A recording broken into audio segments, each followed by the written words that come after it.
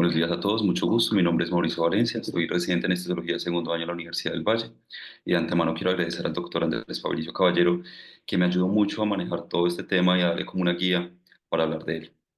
Entonces, como para empezar a hablar de la charla, vamos a dividir la charla en cuatro. Primero vamos a tener en cuenta las generalidades, luego vamos a hablar sobre un poco de las consideraciones que debemos tener en cuenta en oncología. Vamos a hablar un poco a lo que más nos interesa a nosotros como anestesiólogos, que es el manejo perioperatorio, y ya para finalizar con uno sobre los ELAs y las conclusiones. Empecemos con las generalidades. Entonces, es muy importante como recordar el agua corporal total que va reduciéndose a medida que nosotros aumentamos en edad y que el agua corporal total está compuesta más o menos en el adulto es el 60%. Sin embargo, dos terceras partes van a ser del líquido intracelular, mientras que una tercera parte va a ser del líquido extracelular. Y el líquido extracelular, más o menos tres cuartas partes, van a ser lo que se conoce como líquido intersticial, que esto es el líquido que se encuentra entre las células, y una cuarta parte va a ser el volumen intravascular. También es muy importante tener en cuenta la ley de Frank-Starling, que fue escrita en el año 1896, que lo que nos decía es cómo es el flujo y cómo se pasa esos nutrientes y el oxígeno a los diferentes tejidos a través del sistema vascular. Entonces, primero nos habla de que hay un sistema hidráulico de los capilares, que después se va a tener una presión oncótica, que se da como por las proteínas, y va a tener una presión coloidosmótica, que es tanto del capilar como del intersticio. Sin embargo, como ustedes ven aquí en la gráfica, esa se va a mantener constante debido a que las proteínas como tal no van a atravesar la parte del endotelio. Luego vamos a tener una presión hidrostática, que vamos a tener una presión hidrostática tanto en el capilar como en el líquido intersticial. Y esa presión hidrostática es la que va a cambiar y va a generar ese cambio neto de líquido mediante filtración a través de los capilares hasta que se convierte ya un poco más negativo y ya ocurre el fenómeno de reabsorción. También es importante tener en cuenta, y es que la mayoría de los órganos, el flujo neto que se tiene va a ser positivo, debido a que el fenómeno de reabsorción va a ser mucho menor que el fenómeno de filtración. Y eso hace que gran parte como de los líquidos que se quedan en exceso en la parte intersticial sean derivadas mediante el drenaje linfático. La teoría de Frank Starling no lograba como explicar completamente todo el manejo como de los líquidos a nivel del sistema vascular. Y es porque no solamente tenemos una tubería que transporta líquidos, sino que eso también tiene un componente que es muy importante, que es el glicocálix. Y el glicocálix son toda esta cantidad de carbohidratos que está constituido por proteoglicanos y también tienen algunas cadenas laterales negativas, como nosotros vemos acá, que usualmente son sulfatos de parano, dermatano, condroitín. Y este glicocálix va a actuar como una franja intravascular reteniendo los componentes plasmáticos. Eso también nos va a permitir prevenir la adhesión firme de leucocitos y plaquetas a través de la pared vascular, va a reducir las fuerzas de cizallamiento que se generan a nivel hidráulico y va a modular los procesos inflamatorios y hemostáticos. También es importante tener en cuenta y es que todos los capilares en el organismo no son exactamente iguales. Entonces vamos a encontrar que hay unos capilares que no están fenestrados, que solamente son la mayoría, que están en el lugar muscular, tejido conectivo, pulmón y tejido nervioso. Y como vemos en esta gráfica, lo que muestran es que el endotelio se encuentra completamente continuo, al igual que la membrana basal y la capa del glucocálix. Sin embargo, hay otros tipos de tejidos, como lo que son los glomérulos, o también todo lo que posee todo el sistema endocrino, los plexos coroideos y los ganglios linfáticos, que va a tener unos vasos que son fenestrados. Con otros vemos acá, van a tener una membrana basal continua, pero lo que va a cambiar es que ellos van a tener algunos poros en el endotelio. Y eso nos va a permitir ese tipo de fenestras hacer una reabsorción capilar del líquido desde el líquido intersticial, a diferencia como los otros tipos de capilares. Y ya finalmente están los capilares sinusoidales, que son los que vemos acá, son los que se encuentran en el hígado, en el vaso y la médula ósea. Van a tener un endotelio que está con unos poros bastante grandes, la membrana basal está discontinua y el glicocálix no va a tener como una capa que realmente sea eficaz y esas fenestras son las que nos van a permitir hacer toda la parte del sistema retículo endotelial.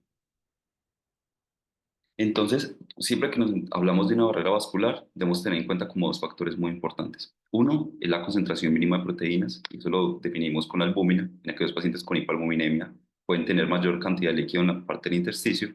Y lo otro es que pacientes que tengan el glicocálice intacto. ¿Por qué? Porque el glicocálice puede sufrir daños. Y esos daños son los que pueden estar presentes durante una cirugía o incluso por factores del paciente. Entonces, ¿cuáles van a ser? Los fenómenos de isquemia de reperfusión, los fenómenos infecciosos ocasionando sepsis. La sobrecarga de volumen se ha encontrado que puede generar daño en el glicocálix y en pacientes diabéticos o en el trauma vascular. Otro aspecto muy importante cuando vamos a hablar de líquidos y es que muchas veces en la literatura se habla como la parte del tercer espacio y lo mencionan como un comportamiento funcional que aloja los líquidos. Y es una preocupación bastante importante porque muchas personas consideran que todo ese líquido se va al tercer espacio y hay muy poco volumen en el espacio vascular. Pero hay que tener en cuenta que ese tercer espacio lo podemos dividir en dos. Entonces está el tercer espacio anatómico, que básicamente se refiere a todo el volumen extracelular funcional, todo ese líquido intersticial que vemos a través aquí entre las células. Sin embargo, hay otro tipo de patologías, como en pacientes con trauma o en cirugía mayor, o incluso en pacientes con pancreatitis, que hay un tercer espacio no anatómico, que se va a separar funcionalmente y anatómicamente del resto. Y siempre que hablamos de líquidos, una de las preocupaciones más grandes que vamos a tener en cuenta es la parte del edema. Pero el edema va a tener también diferentes etiologías. Entonces, vamos a conocer un edema tipo 1 que lo vamos a conocer como desplazamiento. Y eso se debe a mecanismos de que el drenaje linfático, debido a que el sistema está sobrecargado, se sobrecarga y eso hace que ocurra edema en el intersticio. Y también puede estar ocasionado por diferentes drogas, como nosotros vemos en la parte de acá, como el tamoxifeno y los inhibidores de la PI3K y la AKT. También podemos tener un edema renal o un edema vasodilatatorio, que ese es el que se produce más que todo por la parte de los medicamentos. Sin embargo, hay otro tipo de edema, que es el que se conoce como el tipo 2, que es el desplazamiento patológico de plasma rico en proteínas hacia los tejidos. Y ese se genera debido a la permeabilidad que se genera a través del endotelio. Y ese también puede estar ocasionado por diferentes drogas que se utilizan en oncología. Ya respecto a comprar un poco los líquidos que tenemos en oncología, debemos tener tres consideraciones muy importantes. Y es que el paciente oncológico va a experimentar alteraciones tanto en la absorción, en la distribución y en la excreción, que los desequilibrios de líquidos electrolitos que van a tener esos pacientes pueden generar complicaciones significativas y la gravedad de esas complicaciones van a ser proporcionales a la magnitud del trastorno que vamos a encontrar. Y lo tercero, y es que esos pacientes van a necesitar una monitorización y una evaluación frecuente de forma continua. Entonces, el doctor Gupta, junto con el doctor Kumar, nos manifiestan que los pacientes oncológicos deberían tener un estado, una valoración del estado vascular y una valoración del estado electrolítico antes de someterse a un procedimiento. Y la pregunta es por qué se generan estas alteraciones. Les vamos a tener que hay tres factores como que pueden estar relacionados con ellos. Primero, el paciente, que usualmente se presentan en personas mayores de edad. Luego está la enfermedad oncológica per se y después está el tratamiento.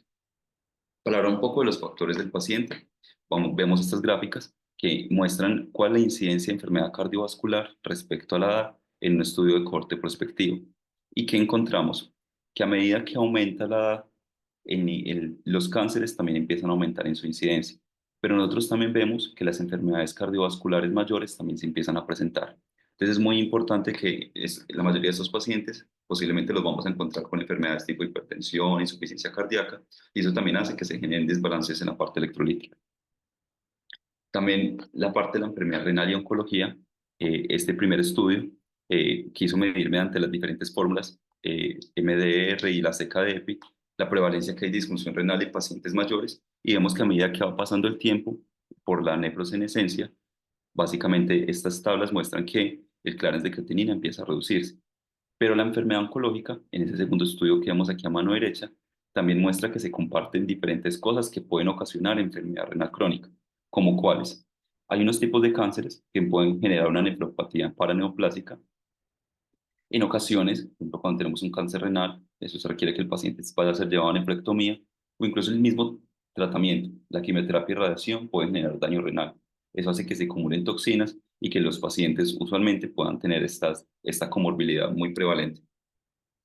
Otro aspecto muy importante y es que como son personas mayores de edad, usualmente van a tener muchas comorbilidades y las comorbilidades hacen que van a presentar diferentes tipos de trastornos electrolíticos en los pacientes oncológicos. No me voy a tener como hablar de cada uno de los trastornos electrolíticos que están acá. Aquí está como este estudio que muestra qué medicamentos tiene el paciente y qué trastorno electrolítico nosotros podemos encontrar.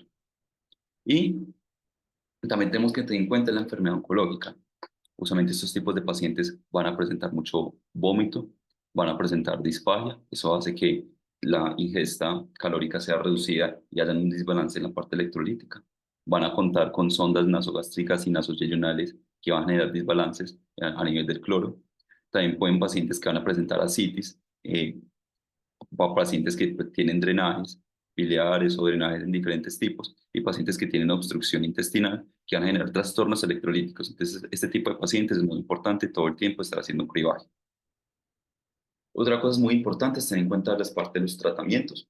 Resulta que se pueden generar trastornos electrolíticos por los diferentes tratamientos que se suministran a nivel oncológico. No me voy a enfocar en ese tipo de charla porque sé que ya hablamos de esto junto con el doctor Josué Gómez cuando hablamos de respecto a los tipos paraneoplásicos y las consideraciones que nosotros vamos a tener. Y ya para hablar la parte perioperatorio, que es lo que más nos importa a nosotros, debemos tener como unas premisas. Primero es que las soluciones son medicamentos, entonces no se pueden entregar de forma liberal. Ellas van a tener unas indicaciones, unas contraindicaciones y unos efectos secundarios. Lo segundo es que como todo medicamento siempre tenemos que evaluar las ventajas y desventajas, valorar toda la parte de riesgo-beneficio. Y lo tercero es que cuando nosotros vamos a colocar medicamentos, no podemos suministrar coloides y cristaloides como si fueran lo mismo, porque son medicamentos completamente diferentes y van a tener una farmacocinética distinta. Lo otro a tener en cuenta y es que cuando un paciente va a ser llevado a cirugía, el estrés y el mismo efecto quirúrgico pueden generar alteraciones del eje renina-angiotensina-aldosterona. Esto va a generar cambios electrolíticos y cambios en la volemia que hace que la mayoría de los pacientes los tengamos que valorar de forma adecuada y de forma individualizada. Entonces, cuando nos vamos a enfrentar a un paciente, ¿qué nos debemos preguntar? ¿Qué vamos a poner? ¿Qué líquido? Segundo, ¿cuándo? Y lo tercero es cuánto. Nos vamos a enfocar en esta primera parte, en la primera pregunta. ¿Qué líquidos endovenosos nosotros vamos a suministrar? Es como para hacer un pequeño recuento, los líquidos endovenosos se pueden dividir en cristaloides y coloides. Los cristaloides son líquidos que suministran agua y iones, usualmente es el sodio principal, y van a generar, y estos, lo ideal es mantener una presión de gradiente osmótica. Se caracterizan porque tienen un tamaño menor a 10 Armstrong y contienen agua y electrolitos principalmente. En cambio, los coloides van a tener partículas de alto peso molecular, por lo cual no van a atravesar las membranas capilares y es por su tamaño, debido a que usualmente están asociadas a que son mayores a 10.000 Armstrong. Y a diferencia de los cristaloides, miren que los cristaloides van a mejorar el gradiente de presión osmótica, pero los coloides lo que van a mejorar es aumentar la presión oncótica y así retener agua en el espacio intravascular.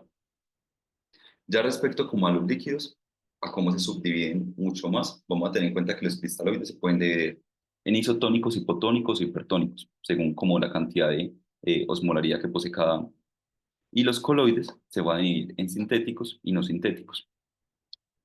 Aquí está como una tablita que muestra como cuál es la concentración de electrolitos que muestra cada uno de los cristaloides que tenemos en la clínica, pero básicamente para recordar, y es que la podemos dividir en tres. Los líquidos cristaloides que son balanceados, que es el plasma light, es el más cercano al pH fisiológico y tiene el acetato como un precursor de bicarbonato. Entonces es el mejor líquido cristaloide que podemos tener debido como a su similitud con el plasma. Luego tenemos las no balanceadas, que es la solución salina al 0.9%. Ellos lo que pasa es que va a tener una mayor concentración de cloro y sodio, mayor a la concentración plasmática, entonces cuando los suministramos en abundante cantidad pueden generar una acidosis metabólica hiperclorémica y con esto generar falla renal, coagulopatía y disfunción inmune. Y las casas otónicas, que es la que más nosotros utilizamos en las instituciones, que es el lactato de Ringer, eh, ayudan mucho para el mantenimiento y la reposición, van a tener una cantidad de sodio y cloro similar. Sin embargo, tenemos que tener en cuenta que su tonicidad es algo inferior a la del plasma. Entonces, hay muchos autores que consideran que en pacientes que tienen tumores en el sistema nervioso central, aconsejan es mejor utilizar solución salina al 0.9%. Pero actualmente no hay ningún estudio que declare que cuál es el líquido de mejor elección.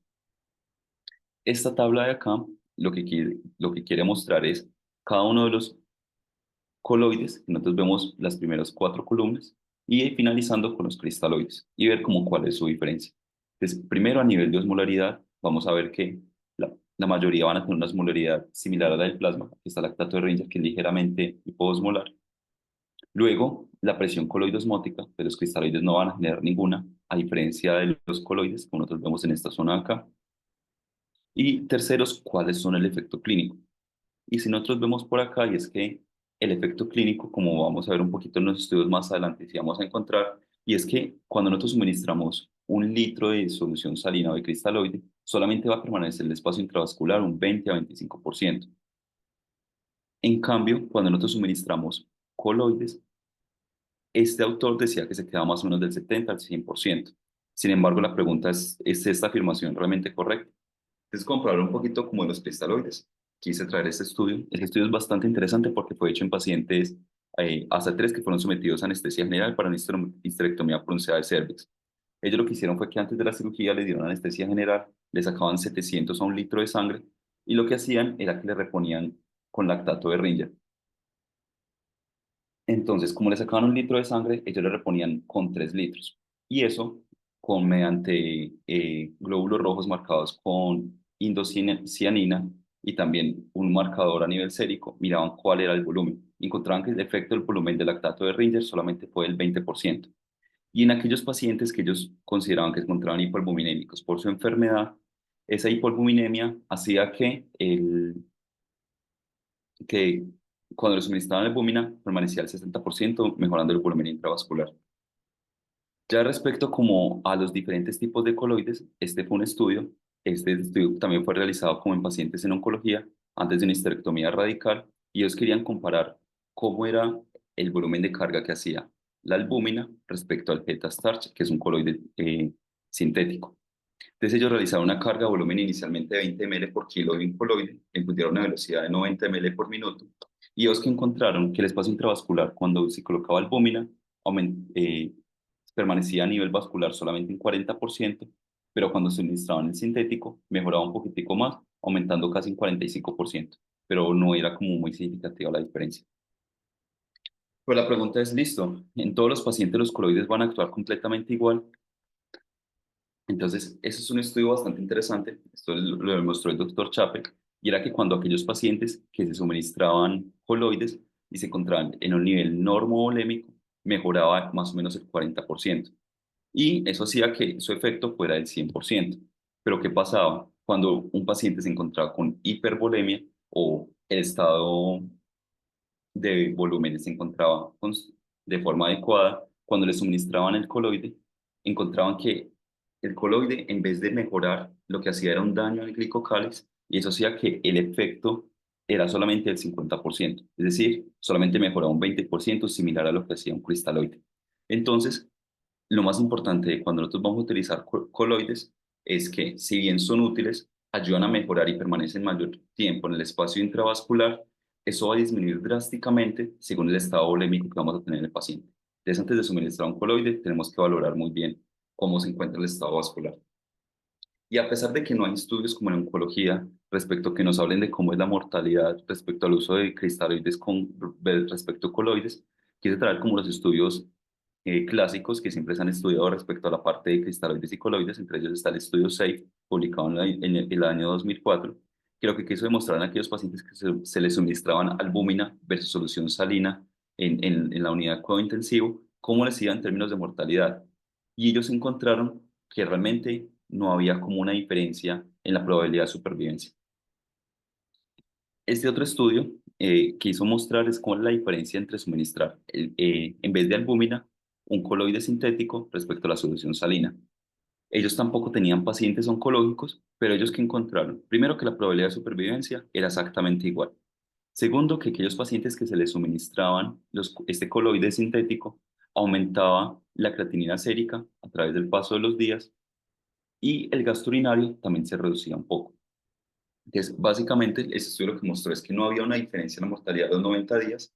Sin embargo, cuando nosotros suministramos eh, coloides que se encontraban sintéticos, tenían mayor riesgo de generar daño renal.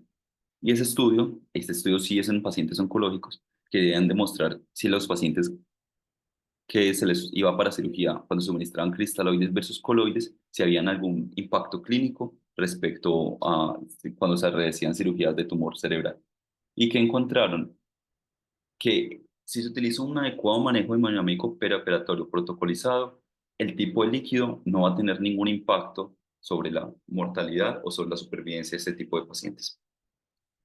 Entonces, ¿qué recomendaciones podemos tener en cuanto a los líquidos? Lo primero es que se van a preferir soluciones balanceadas, como lactato de Ringer o acetato de Hartmann para reemplazo. Y vamos a tener cuidado, pues porque a pesar de que no hay algo muy claro, en las cirugías del sistema nervioso central debido a que este líquido es ligeramente hipotónico. Segundo, en caso de que el paciente presente vómitos o tenga un drenaje gástrico, como ellos tienen deficiencia del cloro, se recomienda usar la solución salina al 0.9%. Y en cuanto a la dextrosa, debemos tener mucho cuidado debido a que puede generar hiponatremia y por eso solo se recomienda en pacientes que hayan realizado hipoglicemia. Y en cuanto a si vamos a suministrar coloides o no, los podemos suministrar teniendo en cuenta que, listo, van a permanecer un poco más en el espacio intravascular, pero eso no va a generar como una implicación a nivel de mortalidad en la posterioridad y sí van a generar es un mayor costo al sistema de salud. Y ya para seguir con las otras preguntas es cuándo y cuándo. Entonces, para hablar de cuándo, usualmente nosotros siempre que hablamos como de líquidos, nos solemos enfocar mucho en el intraoperatorio, pero hay que recordar que el éxito de la cirugía no solamente depende de lo que pasa en el quirófano, sino que hay una parte preoperatoria importante y una parte posoperatoria, que también contribuyen a la supervivencia. Entonces, los objetivos que vamos a alcanzar cuando vamos nosotros a colocar líquidos es garantizar un adecuado volumen intravascular, garantizar la estabilidad hemodinámica y lo tercero es tener un adecuado suministro de oxígeno. Y para eso vamos a tener dos metas muy importantes, mantener la perfusión y lo segundo, mantener la oxigenación. Resulta que los líquidos, cuando hablamos a nivel general en todas las cirugías, especialmente en oncología, no se deben suministrar de forma liberal, sino que nosotros tenemos que suministrar, igual que todos los medicamentos, basado en un objetivo, basado en una meta. Y este estudio eh, quiso mostrar de cuál era el impacto de la terapia hemodinámica dirigida en metas, también como la parte de líquidos, en el impacto postoperatorio. Y es un metaanálisis que muestra bastantes estudios, como lo que nosotros vemos acá, que muestra que definitivamente hacer la terapia dirigida en metas sí genera mayor supervivencia y genera menor complicaciones. Entonces, para hablar de preoperatorio, lo más importante es evitar la hipovolemia. ¿Y cómo la vamos a evitar? Primero, en el ayuno. Aquellos pacientes que vayan por un procedimiento, lo ideal es que toman al menos líquidos claros 2 horas antes del procedimiento. No es tan importante cuánto volumen consuman, sino el tipo de líquido, y por eso es que los autores recomiendan son agua, jugos de frutas sin pulpa y bebidas carbonatadas. Ya otro aspecto muy importante son las maltodextrinas, porque las más o menos que tengan más de 45 gramos, porque van a permitir el almacenamiento máximo de glucógeno, van a generar un estado metabólico de saciedad y también van a atenuar la resistencia a la insulina y van a preservar su acción, reduciendo así el riesgo de infecciones. Y lo otro muy importante, especialmente en cirugías que son colorectales, es la parte de la preparación intestinal. Actualmente eso está muy controvertido el uso de las preparaciones intestinales. Lo que sí es que si el cirujano colorectal de su institución considera que debe tenerlo, lo ideal es utilizar medicamentos que sean isosmóticos combinados con antibióticos orales de forma concurrente. ¿Por qué? ¿Y por qué los isosmóticos? Porque estos no van a generar deshidratación. Y ya cuando nos enfocamos en el intraoperatorio, vamos a tener que los líquidos en el intraoperatorio nos podemos dividir en tres. Primero, cuando nosotros tenemos que reanimar al paciente, y es aquel paciente que llegó deshidratado o hipovolémico porque recibió un ayuno que era inadecuado, o aquel paciente que lo van a pasar por un tumor oncológico que está sangrando, que definitivamente se encuentra sangrando, y esa hipovolemia, ese paciente lo tenemos que reanimar de forma adecuada antes de llevar a la cirugía, antes de someterlo a la anestesia general para poder reducir los eventos adversos. Lo segundo es la terapia de mantenimiento, que lo ideal es hacerlo con cristaloides, y el tercero es la reposición. Y para hablar de la reposición, es tener en cuenta todas las pérdidas continuas que vamos a tener durante y después de la cirugía para poderlas estar reponiendo mediante líquidos isotónicos, coloides o sangres. Ya respecto al interpelatorio, vamos a tener en cuenta que ya empezó la cirugía, usted va a colocar un líquido de mantenimiento que usualmente suelen ser soluciones cristaloides balanceadas para cubrir las necesidades derivadas y una terapia de volumen que van a reponer todas aquellas pérdidas que se están teniendo y lo ideal es que esa terapia de volumen no vaya a combinarse con la terapia de mantenimiento, sino que vaya a ser suministrada mediante bolos, bolos de 250 a 500 ml, y más adelante voy a hablar de cómo deben ser suministrados esos bolos. Respecto a la terapia de mantenimiento, la evidencia actual sugiere que en un paciente adulto la tasa basal de infusión de cristaloides debe ser de 1 a 13 ml kilogramo hora. Y eso lo sacó el mismo estudio que estaba mostrando cuál es la meta hemodinámica que se quería en los pacientes. ¿Por qué? Porque esto, los pacientes que se nos llevaban a una terapia liberal versus una terapia dirigida en objetivos, tenían mayor riesgo de complicaciones pulmonares, gastrointestinales, tenían un aumento de la estancia hospitalaria, tenían un aumento de las infecciones, incluso implicaba en la parte de la cicatrización de heridas. Ya respecto a la terapia como de reposición, cuando nosotros vamos a suministrar volumen, nosotros lo ideal es hacerlo mediante bolos, típicamente de 250 a 500 ml. Pero es muy importante que estos bolos no deben ser suministrados de forma a ojo, sino que tienen que ser suministrados de forma muy objetiva, teniendo en cuenta el volumen intravascular y el flujo sanguíneo. ¿Por qué? Porque durante un procedimiento nosotros solemos utilizar vasodilatadores. Hay una respuesta hormonal a la cirugía que ocasiona liberación de la hormona antidiurética, activación del eje renina-angiotensina-aldosterona. Hay unas pérdidas sanguíneas y también hay unas pérdidas insensibles que tenemos que estar reponiendo. Hay una reducción de retorno venoso, especialmente en aquellos procedimientos que se utilizan a nivel laparoscópico, o a veces también se genera aumento de la permeabilidad capilar según qué tanto trauma quirúrgico se tenga. Y ese volumen nosotros tenemos que tener en cuenta cómo lo vamos a reponer. Si el paciente definitivamente ya pasó las pérdidas sanguíneas permisibles, pues la respuesta es fácil, lo vamos a reponer con hemoderivados. Pero cuando el paciente todavía no ha pasado esas pérdidas, nosotros lo vamos a hacer ya sea con cristaloides o coloides, ya según como el juicio clínico que tenga cada anestesiólogo. Lo más importante es cuánto vamos a poner, y eso lo más importante es tener una terapia individualizada. Es decir, si nosotros queremos hacer una terapia individualizada, lo tenemos que monitorizar. ¿Y cómo lo vamos a monitorizar? Es básicamente cuando un paciente está deshidratado o está hipovolémico, ha perdido más líquido del que debería, pues uno o el paciente se da cuenta porque tiene clínica, porque tiene sed, mareos posturales, pero esto todo lo vamos a perder durante un paciente con anestesia general. A nivel de hemodinámica, que es la que más nos va a importar a nosotros en el quirófano, vamos a tener unos parámetros que son estáticos y dinámicos. Más adelante vamos a hablar un poquito de esto.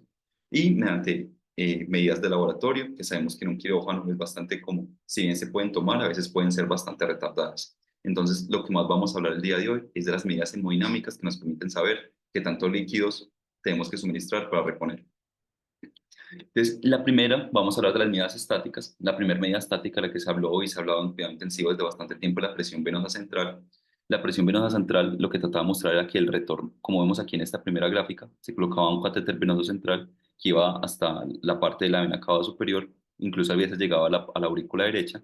En esta gráfica A muestra cómo el retorno venoso va aumentando y a medida que la presión de la aurícula derecha va aumentando, el retorno venoso se va reduciendo y cómo eso impacta, como en esta gráfica que nosotros vemos acá, el volumen sistólico del ventrículo derecho, que también, pues por concordancia, también va a aumentar el volumen sistólico del ventrículo izquierdo. ¿Qué es lo que pasa? Esta medida, definitivamente como medida estática, no se ha correlacionado de manera adecuada con si el paciente va a ser sí o no corresponde a volumen. Y ese es un estudio, igual hay muchos que lo han demostrado, que recogió 1.148 pacientes, que mostró que el valor de la PVC no mostraba de manera adecuada que el paciente iba a responder de forma adecuada o no al volumen. Hay otras formas que uno lo puede utilizar, pues definitivamente antiguamente en la medicina clásica utilizaban la presión arterial y la frecuencia cardíaca, pero aquí está este estudio que nos demuestra y nos habla de por qué el estrés quirúrgico va a activar todo el sistema simpático y la renina-angiotensina, hace que los órganos van a tener mejor flujo y esa alteración, nosotros todo el tiempo estamos manipulando el sistema nervioso simpático mediante vasopresores o vasodilatadores, entonces definitivamente no va a ser una medida confiable que podamos utilizar. En cuanto a la diuresis, que si bien los pacientes con sonda nos puede seguir de forma adecuada, muchas veces consideramos que el paciente está orinando poquito, está orinando menos de 0,5 ml por kilo. Entonces, coloquémosle líquidos porque eso debe ser que está deshidratado. Pero diferentes estudios han demostrado que la ligoria por sí sola no es suficiente para nosotros considerar que el paciente esté deshidratado y debamos colocar líquidos.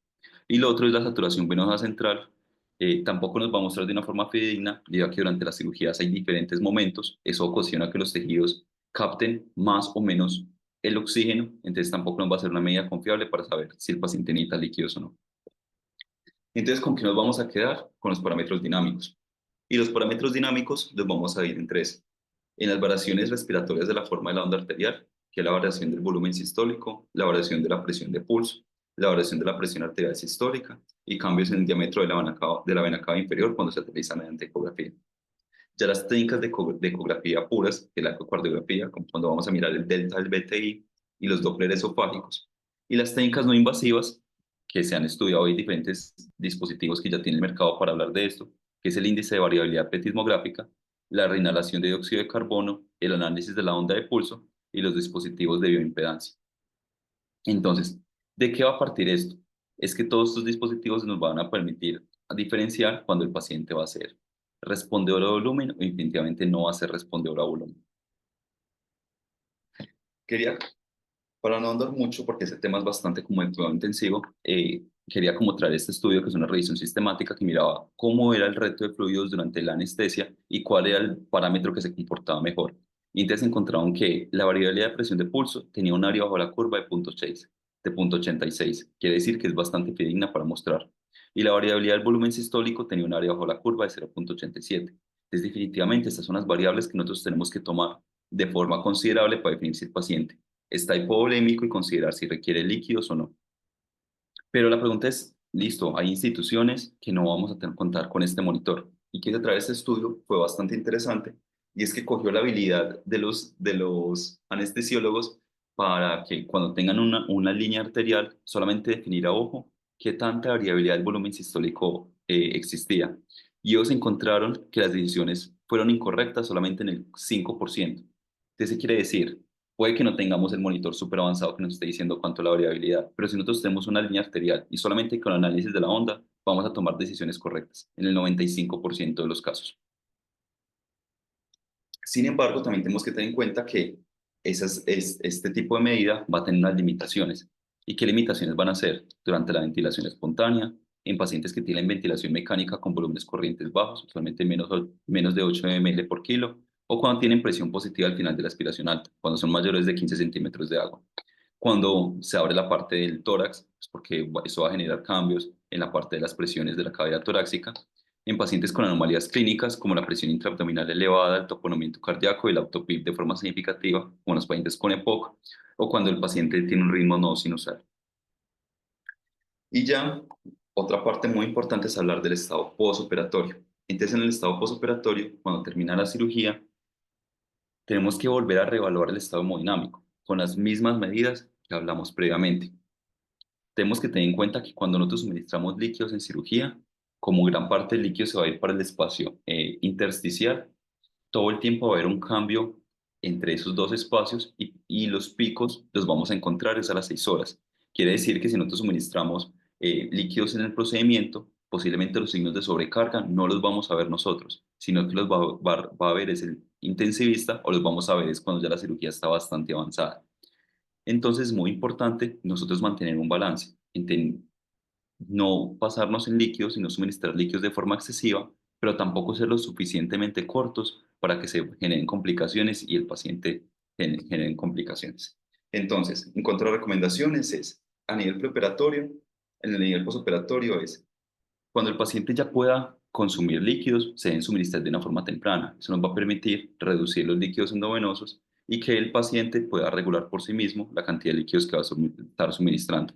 Y lo mismo que estábamos mencionando a nivel intraoperatorio, no debemos considerar que porque el paciente esté oligúrico, eh, el paciente está con déficit de líquido, porque eso puede ser una respuesta normal, fisiológica al estrés y a la cirugía y no va a predecir de forma adecuada.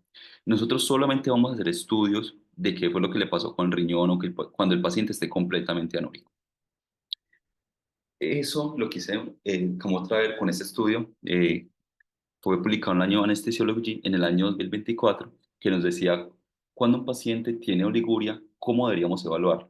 Lo que me pareció más bonito de este estudio es que lo utilizaba la ecografía y la utilizaba por pasos para saber cuál era el estado volémico antes de tomar decisiones. Entonces, ellos primero dicen, listo, usted primero revise la vejiga. Quizás el paciente tiene una obstrucción, la sonda está mal puesta o no se le puso sonda y el paciente sí está eliminando de forma adecuada el líquido, pero no se está revisando. Segundo, si el paciente tiene, en caso de que se presente oliguria y tiene una sonda vesical y está funcional, segundo que se debe evaluar es la respuesta a fluidos o la tolerancia a fluidos. ¿Y ellos cómo recomiendan hacerla? Lo recomiendan hacer con el ecografía cardíaca mediante el test de levantamiento de piernas o también lo puedo hacer como según las diferentes monitorías, entonces estamos hablando de respecto a todo el manejo hemodinámico. Y lo tercero, en caso de que definitivamente el estado vascular se encuentre bien, no tiene ninguna obstrucción, ya se deben investigar otras causas del por qué el paciente está presentando oliguria. Entonces, básicamente es no tomarnos que todos los pacientes que tienen oliguria tienen déficit de líquidos y debemos suministrárselos. Y ya para hablar un poco de ERAS, de los protocolos ERAS sin conclusiones, los protocolos ERAS son vías multidisciplinarias que son basadas en la evidencia. Ellos lo que hacen es integrar una variedad de intervenciones preoperatorias, intraoperatorias y posoperatorias para mantener la función fisiológica y facilitar la recuperación posoperatoria. Este estudio es muy interesante porque habla respecto a los protocolos ERAS, cómo debe ser el manejo de líquidos y cómo debe ser el manejo hemodinámico en los pacientes que van a ser llevados a cirugías oncológicas. Entonces ellos dicen, listo, nosotros lo ideal sería hacer como todo el seguimiento, pero entendemos que hay pacientes que no están tan mal como nosotros vemos aquí en esta zona, que tienen bajo riesgo de morbimortalidad y que van para cirugías de bajo riesgo, que no van a ser tan complicadas. Entonces en ellos lo que se recomienda es hacer la monitoría usual. Pero es un paciente que se encuentra que tiene bajo riesgo de complicaciones, va para una cirugía mayor o que tiene alto riesgo de sangrado, lo que ellos recomiendan es hacer una línea arterial para mirar la variabilidad del volumen sistólico. Si es para pacientes que definitivamente tienen alto riesgo de complicaciones, aunque vayan por una cirugía menor, recomienda siquiera al menos colocar una línea arterial para mirar la variabilidad del volumen sistólico. Pero es un paciente que definitivamente tiene muy alto riesgo de complicaciones y va para una cirugía mayor o para cirugía con alto riesgo de sangrado, no solamente debemos tener la variabilidad del volumen sistólico, sino que debemos tener monitores especializados que nos permitan revisar cómo se encuentra el gasto cardíaco y el volumen sistólico para hacerle así un seguimiento estrecho y tomar medidas de forma temprana. Otra parte con los protocolos ERAS, y es básicamente como es un resumen de todo lo que hemos hablado previamente, es hacer la terapia dirigida en metas. Entonces, ¿cómo? Primero, minimizando el ayuno, recordar que los líquidos claros se pueden suministrar 2 horas antes. Segundo, es la preparación de intestinal. Lo ideal es que hacerla con la parte de laxantes isosmóticos. Y lo tercero es estratificar de forma adecuada el riesgo para saber qué tipo de monitoría es la que nosotros vamos a utilizar según el paciente. Ya definitivamente si el paciente tiene algún problema, alguna morbilidad, lo ideal es colocar una línea arterial para un procedimiento, para mirar cómo la respuesta a fluidos y en caso de que sea de muy alto riesgo, ya mirar el volumen sistólico, el gasto cardíaco y en caso de que el paciente tenga bajo riesgo quirúrgico y tiene un procedimiento de bajo riesgo, lo ideal es hacerlo con las monitorías normales. Y ya en el postoperatorio inmediato, lo ideal es suministrar líquidos 11 por kilo, pero automáticamente el paciente pueda consumir líquidos, se deben suspender los líquidos endovenosos y dárselos solamente vía oral y recuperar rápidamente todo lo que es la nutrición, la analgesia, el movimiento y el sueño. Y eso nos va a permitir que los pacientes oncológicos se recuperen rápidamente. Ya para finalizar, quise traer como unos aspectos como muy importantes de 3 mitos que nosotros siempre tenemos a nivel de intraoperatorio que me parecieron como bastante interesantes. Y es como nosotros consideramos que el paciente en ayunas preoperatorio siempre es hipovolémico debido a que como dejó de consumir líquidos había una transpiración insensible. ¿Será que esto realmente es real? Lo segundo es si la transpiración insensible aumenta drásticamente cuando el cirujano comienza a cortar la barrera cutánea y se exponen todos los tejidos. Y lo tercero es si la hipervolemia es inofensiva porque los riñones alcanzan a regular las sobrecargas, porque la creatinina es normal, entonces le podemos meter todo el líquido. Entonces el primer estudio que les quise traer acá es bastante interesante, fue publicado por la revista Escandinava y lo que mostraba es que incluso en pacientes que se habían pasado por 10 horas de ayuno, ellos medían el volumen plasmático mediante coloración de glóbulos rojos. Si nosotros vemos, permanecía casi que exactamente igual. Quiere decir, y este estudio fue realizado en 53 mujeres que tenían SEA de cervix, quiere decir que son pacientes oncológicos que tienen alto riesgo. Y nosotros vemos que el volumen sanguíneo, como tal, no se altera tanto con el ayuno. Entonces nosotros no debemos suministrar líquidos en bastante cantidad porque tiene un ayuno y consideramos que tienen esas pérdidas. Lo segundo es si la transpiración insensible aumenta drásticamente. Ese es un punto bastante controvertido, hay bastante como literatura al respecto. Ese estudio lo quise traer, me pareció bastante interesante. Ellos lo que hizo fue que cogió a perros, les abrió la cavidad abdominal, luego les colocó una cámara especial que medía cuál era la cantidad de vaporización de agua que existía y ellos encontró que normalmente cuando no tenía abierta la cavidad, la evaporación basal es más o menos de 0,5, pero cuando la cavidad estaba abierta era de 1 ml kilogramo hora. Entonces, quiere decir que no debemos reponer, porque la cavidad está abierta, esas grandes pérdidas, como usualmente nos decían, que tenemos que suministrar de 3 a 4 ml por kilogramo hora solamente por tener el abdomen abierto. Realmente tenemos que ser un poco más restrictivos en eso. Y lo tercero es, si la hipervolemia realmente es inofensiva o no, realmente tenemos que tener en cuenta que, como hablamos previamente, existen muchos mecanismos de sobrecarga y esos mecanismos de sobrecarga, entre ellos se encuentra el edema renal y es que el riñón no alcanza a compensar de forma adecuada, todo ese líquido se va a ir al intersticio y va a generar toda la cantidad de complicaciones que hablamos previamente. Eso sería todo respecto como a la charla del día de hoy. Voy a revisar si de pronto hay alguna duda, pregunta del público. Bueno, Mauricio, muy bien tu revisión. Mm, De pronto me gustaría resaltar los cuatro mensajes claves que deja esta revisión muy clara y precisa. El primero, desde el punto de vista fisiológico, lo que comentaste en la primera parte de la charla, el entendimiento al paciente oncológico desde el punto de vista de lo que es su condición clínica, hipoalbuminemia, inflamación crónica, el tema de quimioterapia previa. Todo esto lleva a alteración del glucocáliz, que lo revisaste, que revisaste el modelo como tal. Eh, en relación al modelo clásico de Starling, donde como explicaste bien, el glucocálice endotelial regula la filtración capilar y dentro del manejo perioperatorio nos obliga a proteger esa barrera y evitar una sobrecarga de volumen, lo cual tú claramente lo expresaste como un principio terapéutico. El segundo punto es el tipo de líquidos, ¿no? Definitivamente los líquidos balanceados son, a la luz de la evidencia actual, la primera elección de mantenimiento y reposición. La albúmina podría tener un rol beneficioso en algunos pacientes oncológicos con hipoalbuminemia severa, sepsis, pero y no se recomienda su uso de rutina, ¿no? Y definitivamente la solución salina al punto 9 o los coloides sintéticos sí deben evitarse como terapia de restitución hídrica de base, ¿no? Por el tema de la acidosis y la difusión renal. El tercer punto, eh, el enfoque recomendado en cirugía oncológica de GDHT, que tú explicaste, la terapia hemodinámica guiada por objetivos, ¿no? Administrar volumen solo si hay evidencia de respuesta hemodinámica, ¿no? Y tratando de permitir un balance entre neutro, lo ideal, lo cual va a reducir las complicaciones pulmonares y renales. Y el último punto, pues la monitoría, lo cual podría decirse que es la clave para mantener los parámetros funcionales. PVC, presión arterial y diuresis, insuficientes como indicadores de volemia o perfusión efectiva, ya muy estudiados a lo largo de los últimos 20 años. Tú mostraste el doctor Paul Mari, que es de los que más ha estudiado este tema de respuesta a fluidos.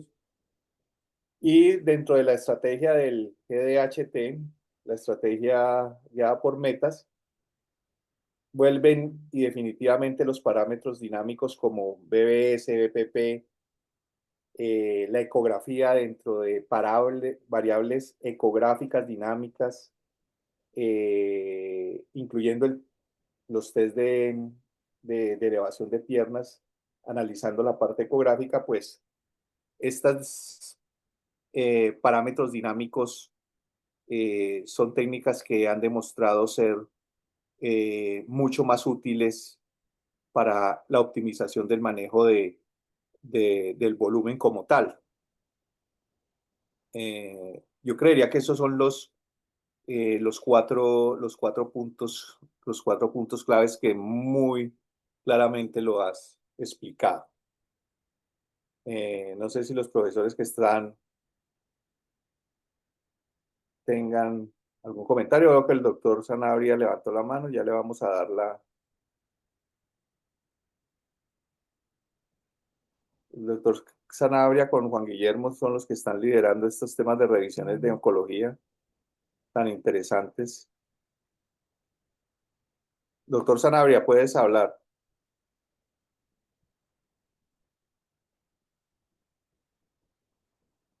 Ya puedes hablar. Hola, gracias. A mí me parece muy buena la revisión técnicamente. Tengo algunas discrepancias con la exposición y con lo que ha hablado Fabricio. Eh, eh, lo que está expuesto teóricamente es así, pero nosotros tenemos que tener en cuenta unas variables que, si no se tienen en cuenta, aumentan la estancia en la UCI, la estancia posoperatoria, la aparición de falla renal perioperatoria, el uso de terapia de reemplazo renal y pacientes en diálisis y paciente para la casa tardíamente con falla renal. Entonces, yo discrepo que al final el doctor diga que según eras, entonces los líquidos van a ser un cc por kilo por hora. Ese no puede ser el mensaje para nosotros los anestesiólogos. El mensaje tiene que decir que depende de la cirugía. Entonces, yo no entiendo, por ejemplo, cuando uno hace una cirugía de una colecistectomía, es una cirugía breve y me parece que está bien, un cc por kilo por hora en el postoperatorio. Pero cuando hace uno una pancreatoduodenectomía, cuando hace una cirugía de aorta, cuando hace una cirugía hepática que ocupa un espectro de gran sangrado, ocupa la cirugía, la manipulación de un espacio virtual, el espacio retroperitoneal donde hubo gran pérdida de sangre en la cirugía, el paciente llega a la UCI en el límite de cero de líquidos, como lo dijo bien Fabricio, pero después de que llega a la UCI empieza el organismo a mandar toda su volemia al espacio retroperitoneal y a recuperar esa volemia que se ha ido perdiendo. Entonces, cuando uno como anestesiólogo dice, el protocolo dice un cc por kilo por hora, lo que yo veo es que cuando esa práctica se hace, el 100% de los pacientes terminan en terapia de reemplazo renal. Entonces, no es un cc por kilo por hora, depende de la cirugía. Yo miro cuál es el volumen que el paciente necesita, que claramente es muy diferente en una colecistectomía por cáncer que en una pancreatodenectomía. No son lo mismo. Si me llegan 2 pacientes, no puede ser que yo a los 2 les ponga un cc por kilo por hora. Ahora, hay que mirar si el paciente tiene una posibilidad de monitoría, hay que utilizarla bien. A mí me parece que teóricamente lo que dijo el doctor está muy bien, pero yo no entiendo por qué yo veo pacientes críticos a los cuales no les hacen ecografía. Yo no entiendo por qué a los pacientes críticos se les hace mediciones de variabilidad de volumen sistólica despiertos en respiración espontánea. O sea, lo que el doctor dijo es que eso se altera cuando el paciente ya no está con unos parámetros de ventilación controlada. ¿Por qué le siguen midiendo variabilidad de volumen sistólica a los pacientes despiertos teniendo el eco ahí apagado? ¿Por qué no le ponen una ecografía para saber si los líquidos están bien o están mal? Entonces, a mí me parece que sí es cierto que nosotros tenemos que mirar que el paciente tenga un volumen casi neutro o que el balance quede casi neutro o hasta máximo el 10%. Más del 10% se ha visto que aumenta la morbimortalidad en los pacientes con cáncer cuando el volumen es positivo más del 10%. Pero yo creo que hay que aplicar muy bien el concepto de qué cirugía fue que le hicieron, porque no es posible que yo le ponga el mismo manejo volumétrico a un paciente de una colecistectomía por cáncer que una pancreatonectomía por cáncer o una hepatectomía derecha por cáncer. Y ¿cuáles son los monitores que tenemos? Ah, ya está despierto el paciente. Ah, ya los volúmenes de variabilidad no sirven. Hay que usar el eco. ¿Por qué lo tienen apagado? ¿Por qué no se lo hacen? Hay protocolos muy buenos de Vexus que hoy están en mora de que nosotros los apliquemos en los pacientes posoperatorios para ver cuál paciente tiene congestión venosa, como muy bien lo dijo el doctor Fabriz. Y yo no creo que uno quede con el conocimiento. No quisiera que quedáramos con el concepto de que la oliguria no es importante. Y cuando el paciente está oligúrico y la creatinina va subiendo y el lactato va subiendo y, y, y el paciente está haciendo falla renal, entonces sí importa la oliguria. Entonces a mí me parece que la exposición estuvo muy buena, pero yo les llamo en conclusión a que miren bien cuáles pacientes son de cirugías grandes y cuáles son de cirugías pequeñas y cuál es el verdadero uso de la monitoría hemodinámica y de la ecografía. Hola, Carlos. Muchas Muchísimas gracias. gracias por la intervención. Pero como lo explico, de pronto al final es en las guías eras que de pronto queda esa sensación de que la anuria no define en realidad el tema del estado intravascular del paciente. Pero lo que sí queda claro es que definitivamente todo debe llevar a que todo sea guiado por objetivos, para no llevarlo a los extremos, como ya lo ha expresado en muchos escenarios clínicos de paciente crítico de cirugía mayor de Becker o Marigo o los otros, en los cuales definitivamente al paciente le va mejor individualizarlo. Y dentro de la individualización está la terapia guiada por objetivos como eh, una forma de optimizar el volumen intravascular Sí, de la perfusión y menos daño a nivel del glicocáliz, que es una barrera y un sí. concepto que en los últimos 10 años ha tenido mucha importancia.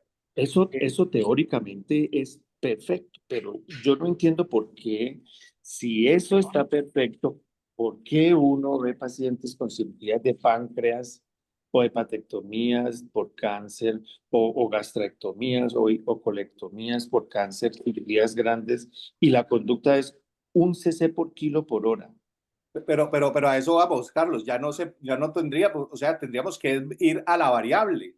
Por O eso, sea, en una es que cirugía grande, en una lo que te estoy institución. diciendo es que no estamos yendo a la variable, por eso las complicaciones que estamos Ah, sí, viendo no, hoy de no. congestión y de falla renal y de retraso en la UCI y de retraso en la salida son muy altos. Entonces, Pero por eso es que tenemos que ir a... claro, estamos en centros grandes donde ya definitivamente hay que hacer medicina de precisión y ya no nos podemos... Este tipo de cirugías se tienen que hacer precisamente en centros donde tenga la posibilidad uno de monitorizar adecuadamente sus pacientes. O sea, ya tenemos que tener los monitores de precisión, donde la precarga se analice no solo en el contexto de variables dinámicas tipo BPP, BBS, delta PP, sino si los está diciendo la variable que requiere volumen, el paciente también, ya vamos al otro, a lo asociado, desde el punto de vista de la elastancia del sistema vascular, sí va a responder adecuadamente al volumen que los nuevos monitores, el Hemosfear y todo lo tienen, que es la elastancia arterial acoplada a la elastancia ventricular. O sea, más exactos van, cada vez estos monitores nos llevan a un estado de exactitud y precisión de los manejos de líquidos mucho mayores. De acuerdo sí, contigo, no podemos quedarnos, no, es que no podemos pasarnos de 1 a 3 mililitros por kilo, ni tampoco quedarnos con lo que antiguamente hacíamos, que era la regla del 4-2-1 de Holly y del Cigar. Ambas son situaciones no exactas, que en su momento lo hicimos porque no teníamos toda la tecnología que tenemos ahora. sí, Por tanto, tu comentario es totalmente al lugar, no nos podemos quedar con unos parámetros estáticos. Tenemos yo que estoy ir de a acuerdo con variables eso. dinámicas. Yo estoy de acuerdo con eso y mi último mensaje a todos nosotros es que mejoremos nosotros nuestras guías y protocolos de monitoría hemodinámica con lo que vos decís y con ecografía. Cuando el paciente ya esté despierto, ecografía, ecografía. Hay mucho, ustedes, yo he visto que ustedes hacen unos cursos buenísimos y unas educaciones buenísimas en eco. Hay que seguir haciendo en el postoperatorio, en el paciente ya extubado, ecografía y no dejar que el paciente se deteriore y que no termine en el otro extremo porque vos lo dijiste muy bien, el centro, no los extremos son buenos, es la mitad y que ustedes lo puedan monitorizar con el ecógrafo y evitar que los pacientes tengan una larga estancia y falla renal perioperatoria. Y lo otro, lo que tú también dices, Sí, dependiendo del tema, el paciente así mismo debe optimizarse cuál es el monitor ideal. A mí me gusta mucho un protocolo de Becker que toma el eco inicialmente. Uno con el eco ya va a definir si usted le va a dejar un SWAN o le va a dejar una termodilución pulmonar o análisis de contorno de pulso a partir de la ecografía, porque el tema de la ecografía es que nos da una situación en el momento de cómo está la funcionalidad cardíaca y también cómo está la funcionalidad vascular. El problema de la ecografía es que no es tan continua, ¿no? Tendríamos que hacerla sectorial. Entonces, a partir de ahí nos traemos el monitor que nos va a dar la continuidad en cuanto a variabilidad. En caso del tema que estamos hablando, que es la optimización de los líquidos, o sea, de las variables de precarga dinámicas, que lo podemos asociar y apenas está en construcción, en protocolos ya de congestión, como es el VEXUS, que es congestión venosa, ¿no? Porque él analiza flujos venosos de lo que es cava, suprahepáticas, porta y renal, o de congestión izquierda, que también lo podemos asociar, que ya a nivel pulmonar, todo el tema de las líneas B que nos daría para otra revisión.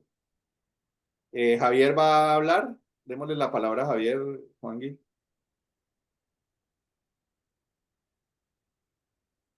¿Ahí me escuchan bien, listo, Fabricio? Sí, sí, Yo profe, creo se que escucha bien. muy bien. Bueno, primero quería felicitar a Mauro pues por la muy buena revisión que hizo. Quería como también como agregar algo que estaba diciendo el doctor Sanabria y creo que pues debe ser la mejor estrategia es como la individualización del paciente, porque casi siempre la mayoría de protocolos ERAS están hechos como para cirugía laparoscópica. Entonces, es posible que los pacientes en cirugía laparoscópica, porque son protocolos para que el paciente, digamos, tenga un posoperatorio pues fácil, el paciente pueda, digamos, alimentarse más rápido, y pueda caminar más rápido, pero normalmente pues la mayoría de estas cirugías son cirugías laparoscópicas. Es posible que hay una estrategia con líquidos al mínimo a 1 o 2 cc por kilo hora, pues sea para ese tipo de cirugías, pero cuando ya es una cirugía donde implique una laparotomía, una pancreato, una hepatectomía, pues posiblemente pues ahí el manejo de líquidos va a ser completamente distinto. La otra es que yo sé que Mauro no lo mencionó casi, pero creería que en esta parte de la monitoría también está la parte de lo que es la monitoría de perfusión. Él no habló mucho de eso, pero porque ¿qué sucede? Cuando nosotros tenemos pacientes oncológicos, por ejemplo, para hemicolectomías o colectomías por laparoscopia, la mayoría de esos pacientes están en posición extrema con un neumo altísimo, con hipertensión intraabdominal, pues obviamente generada por el neumoperitoneo, y los pacientes dejan de orinar y no sé si las variables dinámicas en este tipo de pacientes ya tengan una fiabilidad, ¿sí? Entonces no está de más valerse de otros parámetros, o sea, si usted va a coger una línea arterial, como dijo Mauro, en los pacientes de bajo riesgo, pero de alto riesgo para cirugías pequeñas, o los pacientes que son de cirugías de alto riesgo, que sí o sí le va a coger una línea arterial, pues sería como pues muy poco práctico no tomarle unos gases arteriales y tomarle un lactato a un paciente. No sé si, digamos, uno para tomar la decisión de aumentar unos líquidos o no, sobre todo en las cirugías donde la fiabilidad de las variables dinámicas va a ser tan complicado, por ejemplo, donde hay generación de hipertensión abdominal o tórax abierto, o incluso cuando se hace cirugía torácica mayor, donde muchas veces también ponen neumo, pues no sé si hay haya fiabilidad de las variables dinámicas, pero posiblemente si a eso lo sumamos a la monitoría de la perfusión, pues podemos acercarnos un poco más hacia si el paciente requiere más o menos líquidos. Sí, creía que habría que hacer como una individualización ahí. El otro punto que quiero agregar es que, que lo mencionó Mauro, que tener cuidado con el lactato rige en cirugía oncológica neuroquirúrgica. Eso es muy discutible porque hace un par de años, unos 4 o 5 años, sale un consenso donde un consenso de líquidos en cuidado crítico, neurocrítico específicamente, y ellos lo que argumentan es que una solución hiposmolar desde el punto de vista neurocrítico es aquella que es menor a 260 miliosmoles. Es decir, que usted en el paciente de neuro perfectamente podría usar lactato Ringer sin ningún tipo de complicaciones. O pues lo más práctico es que usted pueda usar lactato y después lo rota con solución salina, porque pues si solo nos quedamos con solución salina para el paciente neuroquirúrgico, pues la acidosis hiperclorémica va a estar presente en todos los pacientes.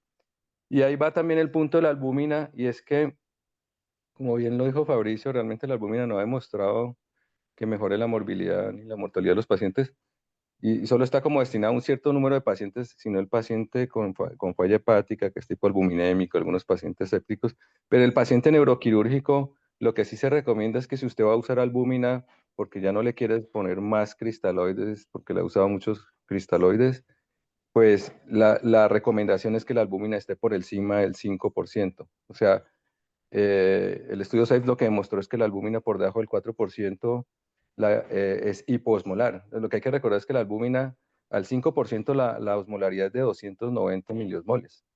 Y cuando se usa por debajo de eso, pues obviamente la osmolaridad es por debajo de 260 y ahí sí la mortalidad pues en los pacientes neuroquirúrgicos es mayor. Entonces la recomendación si usted va a usar albúmina en el paciente de neuro sea por lo menos al 5% eh, para arriba.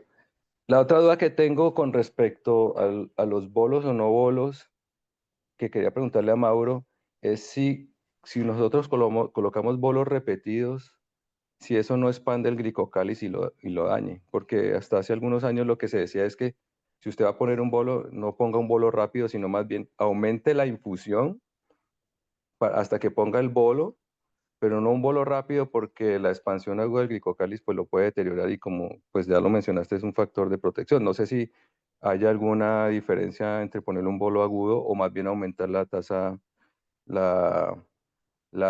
la tasa de infusión, que eso pues es algo que me quedó como en la duda porque hasta hace algunos años lo que se decía era, es preferible que aumente los líquidos, la tasa basal hasta que complete el bolo, a expandir agudamente el glicocáliz. Y el último punto es que, claro, nosotros tenemos el estándar, es las soluciones balanceadas, pero mira que Mauro ahí dice que no hay como mucha diferencia. Y la otra es que en el país es difícil conseguir Plasmalite, pero la empresa Corpaul en Medellín, ellos tienen una solución que se llama solución multielectrolito. Esa es la solución balanceada, pues criolla, por decirlo de esa forma, que tiene acetato y el costo es bastante bajo. Entonces no sé si de pronto ya como un manejo interno para este tipo de pacientes, pues tratar de que el hospital pueda adquirir este tipo de soluciones, porque en el país sí los hay, porque ya lo que es el Plasmalá y este Gelefundin, entonces es más complicado de conseguir y mucho más costoso, pero ya la empresa nacional ya está creando este tipo de medicamentos. Eso era todo lo que tenía por decir. Ujú. Bueno, muchas gracias. Complementando ahí sobre lo de los bolos, sí se ha encontrado que es más útil incrementar la velocidad de infusión, pues para evitar ese daño del glicocáliz. Sí, complementando como lo que estaba comentando, pues, primero quería hacer como 3 puntos. Primero es que yo creo que es muy difícil que los protocolos ERAS, tener un protocolo ERAS como para cada tipo de cirugía y cada tipo de paciente según cada tipo de comorbilidad. Creo que se volverían como una cantidad de guías inmesurables que sería difícil tenerlas todas. Creo que simplemente los protocolos ERAS lo que hacen es como darnos unas recomendaciones, pero también está nuestro criterio clínico de individualizar la terapia y según la valoración que nosotros hagamos, según para cada tipo de procedimiento, las comorbilidades que tenga y seguir de manera adecuada. El segundo punto que quería resaltar es que En cuanto a la diuresis, lo que decía no es no prestarle atención, sino no tomarla en cuenta como un parámetro único. Tener en cuenta siempre, con todos los monitores que tenemos ahora, con la ecografía, con los monitores que miden la variabilidad de presión de pulso, si en caso de que el paciente se encuentre intubado, es pensar que el daño renal no está asociado solamente a hipovolemia. Durante la cirugía pasan muchas cosas, se aplican muchos medicamentos, el paciente también puede estar recibiendo antiinflamatorios no esteroideos, puede estar recibiendo quimioterapia, y ese daño renal no implica que el paciente esté hipovolémico.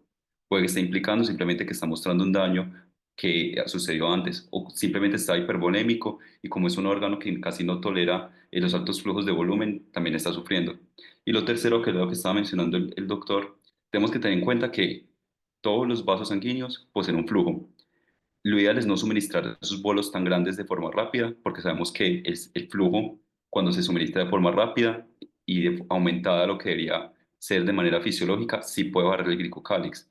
Pero no podemos aumentar la tasa de infusión y dejarla así completamente. Tenemos que hacer un balance como muy juicioso de cuánto bolo estamos suministrando para de pronto no irnos al otro lado y dejar esa tasa de mantenimiento a dosis muy alta que genere una hipervolemia que también va a dañar el glicocálix. Creo que se podría aumentar la tasa de infusión. Supongamos, si usted la tenía a 2 cc por kilo, la podrías aumentar a 5 hasta que completes durante los 10 minutos ese bolo de 300 que, que está necesitando el paciente. Y todo el tiempo estar valorando de forma continua cuánto el paciente está necesitando según las medidas que se dijeron previamente. También como que quería aprovechar el espacio pues, para agradecer al grupo como de Oncología Anestesia por brindar este tipo de actividades. Creo que si bien la anestesia oncológica es algo como muy interesante como abordar, también nos permite como tener en cuenta como todas las bases de anestesia para hablar y tener en cuenta y es de que debemos como fortalecer este tipo de grupos, este tipo de actividades como para que adquieren como mayor importancia, generar academia, generar esos espacios de discusión y eso también se logra como reuniéndonos todos, formando un grupo y siguiendo todas como las redes sociales. No sé si el grupo tenga como alguna otra duda, alguna pregunta. Hay una duda del profe de Benítez que pregunta que si se recomienda tomar lactato seriado o gases seriados. Bueno, tenemos que tener en cuenta que los pacientes cuando oncológicos pueden generar algo llamado efecto Walber y es que el mismo tumor puede generar niveles de lactato inicialmente elevados. Entonces en ellos no es tan importante un nivel de lactato eh, de forma estática, sino cómo es el seguimiento del lactato mediante como el paso de la cirugía. Y respecto a si se puede tomar lactato seriado o gases seriado, se podría hacer, eso nos permitiría también saber cómo se encuentra el estado ácido-base, nos podría encontrar cómo se encuentra como un parámetro de hipoperfusión, pero también hay que tener en cuenta que no solamente nos podemos basar en gases, sino que tenemos que utilizar todo el tiempo los monitores hemodinámicos para poder nosotros dirigir la terapia. Debido a que los gases si bien lo ideal es tenerlos a la mano y tener una respuesta rápida, hay instituciones que sabemos que se pueden demorar un poco más de tiempo y no podemos tomar decisiones retrasadas en base como a los tratamientos de laboratorio. Y no sé si algún otro de los participantes, alguno de los residentes quiere hacer algún aporte.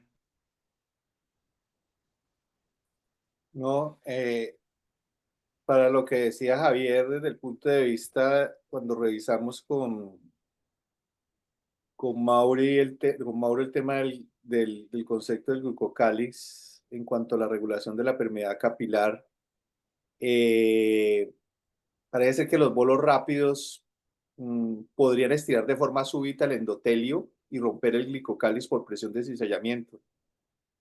Por eso parece ser que el aumento progresivo de la tasa de difusión, como tú lo dijiste, Javier, sobre todo en pacientes donde el glucocáliz ya está comprometido y estos pacientes oncológicos muy probable lo tienen, es, es una opción un- mejor, ya que evita esos picos súbitos de presión intravascular, respetando más la integridad del glucocáliz.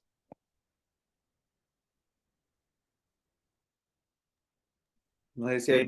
Yo creo que como mensaje final también tener en cuenta que la idea de estas conferencias es poder generar como un cambio, una mejora en nuestra práctica clínica. Recordemos que todo lo que es manejo preoperatorio implica tres fases, que va desde el preoperatorio hasta el posoperatorio, y pues que no solamente el personal de anestesia es, digamos, como el eje central de este equipo, sino que también van a haber otras especialidades que van a estar involucradas. Y eso implica un proceso adecuado y transversal dentro de todas las intervenciones. En el caso específico de los líquidos, pues identificar estos pacientes que van a tener riesgo de hipovolemia o de hipervolemia desde el preoperatorio para idear una estrategia adecuada, un manejo intraoperatorio que sea exacto, guiado por metas, y un manejo posoperatorio que también sea guiado por metas y pues con las modalidades, digamos, de seguimiento más apropiadas para los casos. Estoy de acuerdo con lo que dice el profe Benítez acerca de que la mayoría de los protocolos CERAS están diseñados para cirugía laparoscópica, y recordemos que pues este tema realmente no cuenta con un cuerpo de evidencia muy grande para el subgrupo pues de pacientes oncológicos, sino que la mayoría de información o de evidencia científica que existe al respecto se extrapola de cirugía abdominal mayor y de cirugía pues mayor pues de otras especialidades como por ejemplo cardiovascular y neuro. No sé si alguno tiene más intervenciones que hacer o podemos dar cierre pues a la actividad del día de hoy.